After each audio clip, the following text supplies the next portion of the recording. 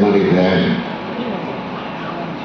பத்திரிகை மற்றும் ஊடகத்துறை சார்ந்திருக்கக்கூடிய நண்பர்களே,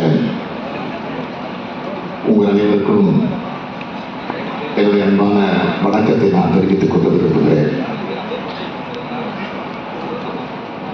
திராவிட முன்னேற்ற கழக ஆட்சி பொறுப்பேற்ற பிறகு எத்தனையோ முத்திரையை பதிக்கக்கூடிய திட்டங்களை நாங்கள் தீட்டியிருக்கிறோம். அதில் குறிப்பிட்டு சொல்லக்கூடிய வகையில் மகளிருக்கான விடியல் பயணம், புதுமை பெண் திட்டம், முதலமைச்சரின் காலை உணவு திட்டம், கலைஞர் மகளிர் உரிமை திட்டம்,